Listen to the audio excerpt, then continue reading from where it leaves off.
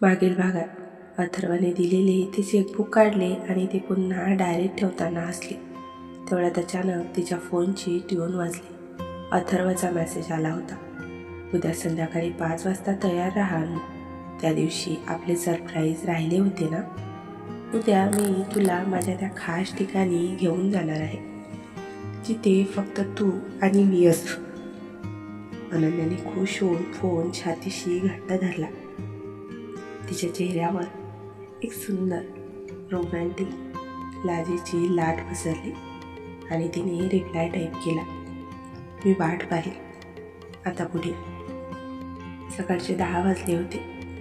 देशपांडे मेन्शनच्या मुख्य हॉलमध्ये नेहमीप्रमाणे तणावाचे सावट होते. सुचित्रा आणि वरुण सोफ्यावर बसून चहा पीत होते आणि मनातल्या मनात आनंद साजरा करत होते. कारण आज 11 वाजता आंतरराष्ट्रीय क्लायंटसोबत बोर्ड मीटिंग होती आणि अथर्वचा अजूनही पत्ता नव्हता. सयाजीराव हातात फाईल घेऊन पायऱ्यांवरून खाली उतरत होते. त्यांचा चेहरा रागाने लाल झाला होता. वरुण, गाडी काढ. आज मीटिंगमध्ये मी स्वतः प्रेझेंटेशन देईल. पण अथर्वला या कंपनीतून कायमचा बेदखल करण्याचा प्रस्ताव बोर्डासमोर मांडले. सयाजीराव कडक आवाजात ओरडले. तसे सुचित्राने तात्काळ चेहऱ्यावर खोटे दुःख आणले. अहो, एवढे कठोर होऊ नका. तो मुलगा अजून लहान आहे, समजेल त्याला. पण मनात मात्र ती आनंदात नाचत होती.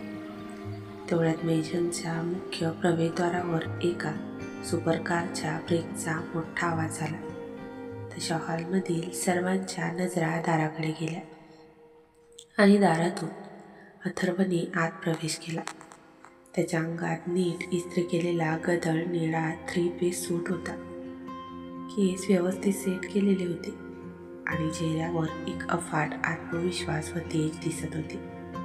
कालचा डिप्रेस्ड आणि अस्वस्थ अथर्व आज कुठेतरी गायब झाला होता. गुड मॉर्निंग बाबा. अथर्व अतिशय शांत आणि संयमी आवाजात सयाजीरावांच्या पाया पडत म्हणाला. तसे सयाजीराव एक पाऊल मागे सरकले.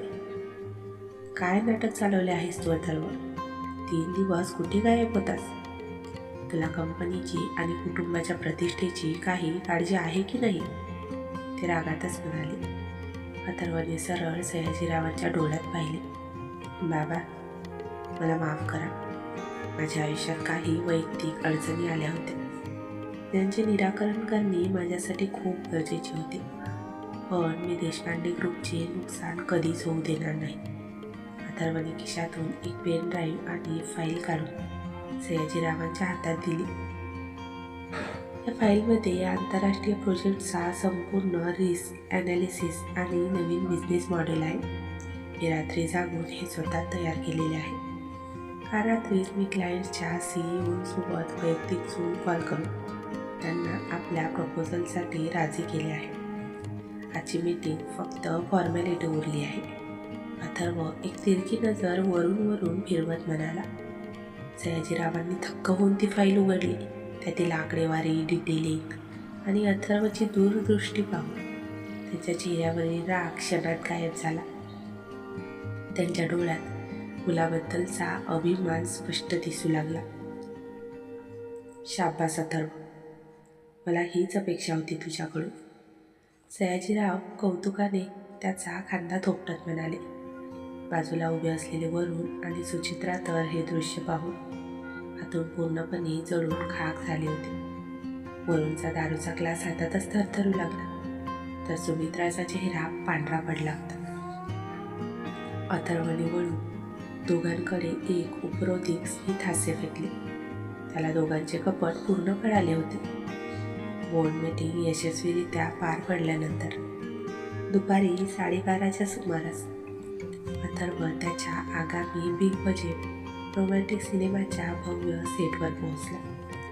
फिल्म सिटीमध्ये उभारलेला तो सेट एका राजवाड्यासारखा दिसत होता. शेकडो ज्युनियर आर्टिस्ट, को मेंबर्स आणि लाईटमॅन काम करत होते. अथर्वच्या एंट्रीसोबतच सेटवर एकच धावपळ उडाली. डायरेक्टर आणि प्रोड्युसर धावत त्याच्याकडे आले. सर, थँक गॉड तुम्ही आलात. आजचा क्लायमॅक्स आणि रोमॅन्टिक सॉन्गचा सीन शूट करायचा आहे. अथर्व त्याच्या व्हॅनिटी व्हॅनमध्ये गेला आणि कॉस्ट्यूम बदलून शॉटसाठी तयार झाला. शॉट सुरू झाला. कॅमेऱ्याच्या लाईट्स ऑन झाल्या. अथर्वने कॅमेऱ्यासमोर अभिनय करायला सुरुवात केली. पण आज त्याच्या अभिनयात एक वेगळाच जिवंतपणा होता. जो जेव्हा प्रेमाने डायलॉग बोलत होता तेव्हा त्याच्या डोळ्यांसमोर फक्त आणि फक्त अनन्याचा चेहरा येत होता. त्याचे प्रत्येक एक्सप्रेशन थेट हृदयाला भेटणारे होते. डायरेक्टरचे बोलणे जोराने ओरडले. कट. Perfect shot. काय ॲक्टिंग आहे सर, अप्रतिम. सेटवर उपस्थित सर्वांनी टाळ्या वाजवल्या. याच गतिक मागे उभी असलेली रिया हे सर्व बघत होती. रियाने तिची मैत्रीण जी फिल्म इंडस्ट्रीमध्ये कॉस्ट्यूम असिस्टंट होती तिच्यामार्फत या सेटवर असिस्टंट ड्रेस डिझायनर म्हणून तात्पुरते काम मिळवले होते. तिचे ध्येय अथर्वच्या जवळ जाणे आणि अनन्याचा बदला घेणे हेच होते. जेव्हा शॉट संपला आणि अथर्व आपल्या खुर्चीवर बसून ज्यूस पित होता तेव्हा रिया हातात नवीन कॉस्ट्यूमची फाईल घेऊन अथर्वच्या अगदी जवळ गेली. Hi Atharva sir. I mean good afternoon sir, रियाने अतिशय गोड आणि लाडीक आवाजात म्हटले. तिने मुद्दाम स्वतःची ओढणी थोडी बाजूला केली आणि त्याच्याजवळ झोपली. मी नवीन कॉस्ट्यूम डिझायनर. माझं नाव रिया आहे. पुढच्या सीनसाठी हे कपडे तुम्हाला सूट करतील का ते पाहायचे होते. अथर्वने मान वर करून पाहिले. त्याने एका क्षणात रियाला ओळखले. ही तीच मुलगी होती जिने अनन्याच्या मनात त्याच्या विरुद्ध विष कालवले होते. तिला बघताच अथर्वचा चेहरा अत्यंत कठोर झाला. त्याने रियाच्या फाईलकडे न बघता सरळ तिच्या डोळ्यात पाहिले. तू इथे काय करतेस रिया? अथर्वचा आवाज अत्यंत थंड आणि गंभीर होता. रिया थोडी अडखळली पण तिने लगेच भोळेपणाचा आवाज आणला. सर, मी इथे कामासाठी आले आहे आणि अनन्या माझी बेस्ट फ्रेंड आहे ना, म्हणून मला वाटले तुमच्याशी जरा ओळख पाडवावी. अनन्या बिचारी खूप साधी आहे. तिला जगातल्या बऱ्याच गोष्टी कळत नाही, पण मी तशी नाही आहे. तिने अथर्वच्या खांद्याला स्पर्श करण्याचा प्रयत्न केला तसा अथर्व तात्काळ खुर्चीवरून उठून उभा राहिला. माझ्यापासून 2 पावले दूर राहत रिया, तो कडक आवाजात ओरडला. यामुळे आसपासचे काही लोक तिकडे पाहू लागले. अथर्व सर, प्लीज, मी फक्त मैत्री करू इच्छिते. रियाने पुन्हा लाडीगोळी लावण्याचा प्रयत्न केला. एक रिया. अथर्व तिच्या अगदी जवळ येऊन फुसफुसला. पण त्याचा आवाज हिमाच्या आधीत पर्वतासारखा थंड होता. तू अनन्याच्या मनात माझ्याबद्दल काय विष भरले होतेस ते मला सर्व कळले आहे. तुझ्यासारख्या विषारी आणि मत्सरी मुलींपासून अनन्याला दूर ठेवणे हे माझे काम आहे. आणि जर तू पुन्हा माझ्या किंवा अनन्याच्या आसपास दिसलीस तर या फिल्म सिटीमध्ये तुला कधीच काम मिळणार नाही, हे लक्षात ठेव. अथर्वने तिथल्या सेक्युरिटी हेडला हाक मारली. मॅनेजर, या मुलीला आत्ताच्या आत्ता सेटवरून बाहेर काढा आणि हिचे कार्ड ब्लॉक करा. गार्ड्सने रियाला पकडले आणि सर्वांसमोर सेट बाहेर हाकलून दिले. रियाचा भयंकर अपमान झाला होता. ती रागाने आणि अपमानाने थरथरत होती. मी तुला सोडणार नाही अथर्व. मी अनन्या आणि तुझे नाते कधीच यशस्वी होऊ देणार नाही, ती मनातल्या मनात दात ओठ खाऊन म्हणाली. संध्याकाळचे 5 वाजायला आले होते. अनन्या तिच्या घरच्या गॅलरीत उभी राहून वाट बघत होती. तिने आज अतिशय सुंदर असा आकाशी रंगाचा हलका चोळी कुर्ता घातला होता. केस मोकळे सोडलेले होते आणि चेहऱ्यावर कसलाही मेकअप नव्हता. तरीही तिच्या नैसर्गिक सौंदर्याने ती एखाद्या अप्सरेसारखी दिसत होती. तेवढ्यात गल्लीच्या कोपऱ्यावर अथर्वची गाडी येऊन थांबली. अथर्वने स्वतः गाडीचे दार उघडले आणि बाहेर आला. त्याने पांढऱ्या रंगाचा कॅज्युअल शर्ट आणि ब्लॅक जीन्स घातली होती. अनन्या हळूच पावलांनी खाली आली. तिचे हृदय धडधडत होते. कालच्या घटनेनंतर आज पहिल्यांदाच ती अथर्वला शांत वातावरणात भेटत होती. हाय, अनन्या लाजत खाली बसत म्हणाली. अथर्व तिच्याकडे बघतच राहिला. त्याचे डोळे तिच्या सौंदर्यावर खिळले होते. हाय. तू खूप सुंदर दिसत आहेस अनु, तो हळूवार आवाजात पण रोमॅन्टिक होत म्हणाला. तशी अनन्याच्या गालावर लाजेची लाली पसरली. अथर्वने अतिशय आदराने तिच्याकडे गाडीची पुढची दार उघडली. अनन्या गाडीत बसली आणि अथर्वने गाडी स्टार्ट केली. आपण नक्की कुठे जातोय अथर्व? आता गाडीत बसताच अनन्याने उत्सुकतेने विचारले. सरप्राईज आहे. त्या दिवशी आपण जिथे जाऊ शकलो नाही, पण आज तिथे चाललोय. माझे सर्वात खास ठिकाण, अथर्व हसत म्हणाला आणि त्याने गाडी शहराच्या बाहेर जाणाऱ्या शांत महामार्गावर घेतली. सुमारे तासाभराच्या प्रवासानंतर गाडी एका उंच टेकडीच्या कुशीत असलेल्या भव्य आणि निसर्गरम्य फार्म हाऊसच्या लाकडी गेटसमोर थांबली. हे देशपांडे फार्म हाऊस होते, पण ते अतिशय खाजगी आणि निसर्गाच्या अति जवळ होते. चारी बाजूंना घनदाट झाडी, रंगीबिरंगी फुलांची बाग आणि मध्यभागी लाकडापासून बनवलेले एक सुंदर कॉटेज. फार्म हाऊसच्या मागच्या बाजूला एक शांत निळेशार तलाव होता, ज्यावर सूर्यास्ताचे सोनेरी किरण पडत होते. अनन्या गाडीतून बाहेर पडली आणि ते दृश्य पाहून थक्क झाली. ताजी हवा, फुलांचा सुगंध आणि पक्ष्यांचा किलबिलाट, सर्व काही एखाद्या स्वप्नासारखे वाटत होते. आवडली ही जागा? अथर्व मागून येत तिच्या जवळ उभा राहिला. ही जागा स्वर्ग आहे अथर्व. किती शांतता आहे इथे. अनन्या डोळे मिटून वारा अनुभवत म्हणाली. ही जागा फक्त माझी आहे. जेव्हा मला जगाच्या गर्दीपासून आणि ग्लॅमरपासून दूर पडायचे असते, तेव्हा मी इथे येतो. आजपर्यंत मी इथे कोणालाही आणले नाही, तुझ्याशिवाय.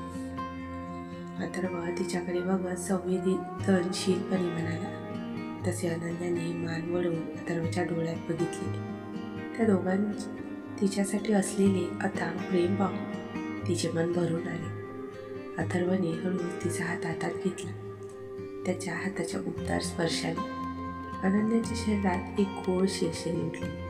तो तिला घेऊन तलावाच्या काठावर असलेल्या लाकडी बाकड्या वेळी गेला. रात्रीचे 8 वाजले होते.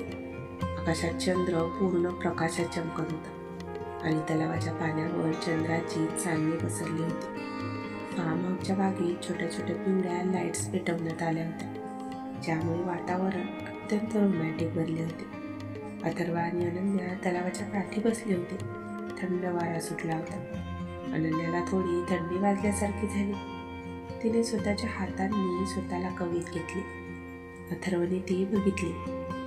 त्याने अजिबात वेळ न घालवता स्वतःचा जॅकेट काढला आणि हळुवारपणे अनन्याच्या खांद्यावर पांघरला. तसा जॅकेटमध्ये असलेला अथर्वचा तो विशिष्ट सुगंध अनन्याच्या नाकात भरला. अथर्व, अनन्या हळूच म्हणाली.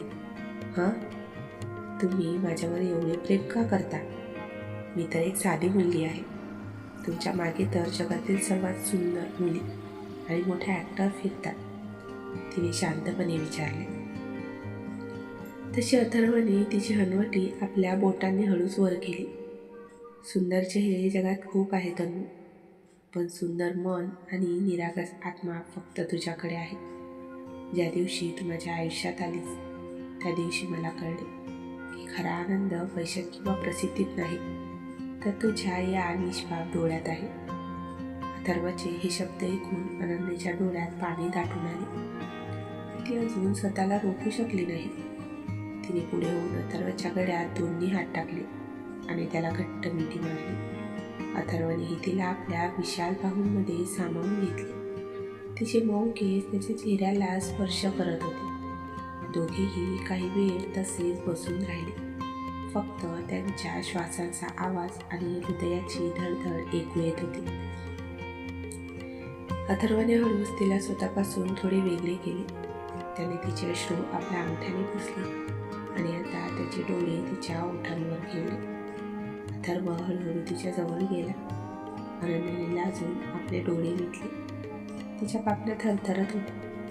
अथर्वने आधी तिच्या कपाळावर एक लांब पवित्र किस घेतली त्यानंतर तो तिच्या गालांवर झुकला आणि शेवटी चंद्राच्या त्या मंद प्रकाशात अथर्वने आपली ओठ अनन्याच्या मऊ कापऱ्या ओठांवर टेकवले. ती केस केवळ शारीरिक नव्हती, तर दोन आत्म्यांची मिलनाची प्रतीक होती. अनन्यानेही त्याच्या किसला तेवढ्याच प्रेमाने प्रतिसाद दिला. तिच्या हातांची बोटे अथर्वच्या केसांमध्ये गुंफली गेली. काही सेकंद काळ जणू तिथेच थांबला होता. काही वेळानंतर अथर्व तिला कॉटेजच्या आत घेऊन गेला. आतमध्ये एक सुंदर कॅन्डल लाईट डिनर तयार ठेवले होते. टेबलवर मेणबत्त्यांचा मंद प्रकाश आणि रेड रोजेसची सजावट होती. दोघांनी एकत्र जेवण केले. अथर्व स्वतःच्या हाताने तिला घास भरवत होता, तर अनन्या लाजत तो घास खात होती. दोघांमध्ये लहान लहान गोष्टींवरून गप्पा रंगल्या होत्या. अनु, अथर्वने तिचा हात टेबलावर धरला. मला तुझ्याकडून एक वचन हवे आहे. कसली वचन? अनन्याने आश्चर्याने विचारले. भविष्यात काहीही झाले, कोणीही आपल्यामध्ये गैरसमज निर्माण करण्याचा प्रयत्न केला, तरी तू थेट माझ्याकडे येशील आणि मला विचारशील. कोणाच्याही तिसऱ्या व्यक्तीच्या बोलण्यावर विश्वास ठेवणार नाही. अथर्व अत्यंत गंभीरपणे म्हणाला. अनन्याने अथर्वच्या हातावर आपला दुसरा हात ठेवला. मी वचन देते अथर्व, आता यापुढे माझ्या आणि तुमच्या नात्यात कोणालाही येऊ देणार नाही. माझा तुमच्यावर स्वतःपेक्षा जास्त विश्वास आहे. हे ऐकून अथर्वच्या चेहऱ्यावर एक तृप्त हास्य उमटले. रात्री 11:30च्या सुमारास अथर्व अनन्याला तिच्या घरी सोडण्यासाठी गाडीतून निघाला. पूर्ण प्रवासात अनन्या अथर्वच्या खांद्यावर डोके ठेवून बसली होती. तिच्या चेहऱ्यावर एक वेगळाच आनंद आणि समाधान होते. शेवटी गाडी अनन्याच्या गल्लीत पोहोचली, पण अनन्याला मात्र याची जाणीवही नव्हती. आपण पोहोचलो, अथर्व हळूच म्हणाला. तसे अनन्याने डोळे उघडले. तिने गाडीतून उतरण्यापूर्वी अथर्वच्या गालावर तिचे मऊ ओठ टेकवले. Good night Atharva. Thanks for this beautiful day, ती हसून म्हणाली. गुड नाईट माझी अनु. अथर्वसुद्धा हसला. अनन्या गाडीतून उतरून आपल्या घराच्या दरवाजाकडे निघून गेली. अथर्वने ती सुरक्षित आत जाईपर्यंत बघितले आणि मग गाडी वळवून निघून गेला. दुसऱ्या बाजूला गल्लीच्या एका अंधाऱ्या कोपऱ्यात उभी असलेली रिया हे सर्व बघत होती. तिच्या हातात एक मोबाईल होता, ज्यामध्ये तिने अथर्व आणि अनन्याचे काही खाजगी फोटो गुपचूप काढले होते. रियाच्या चेहऱ्यावर एक भयंकर विषारी हास्य होते. अथर्व, तुम्हाला सेटवरून हाकलून दिले ना? आता बघ मी काय करते. हा फोटो मी उद्या तुझ्या बाबांना, सयाजीराव देशपांडे यांना पाठवणार आहे. आणि जेव्हा त्यांना कळेल की त्यांचा सुपरस्टार मुलगा एका साध्या गरीब मुलीच्या प्रेमात पडला आहे, तेव्हा देशपांडे मेन्शनमध्ये काय भूकंप येतो ते बघच तू. रियाने फोन खिशात ठेवला आणि अंधारात गायब झाली. तर मित्रांनो, कथेचा आजचा भाग तुम्हाला कसा वाटला कमेंट करून नक्की सांगा. जर तुम्हाला कथा आवडत असेल तर कथेला लाईक आणि शेअरसुद्धा करा. तसेच चॅनलला सबस्क्राईब करायला विसरू नका. धन्यवाद.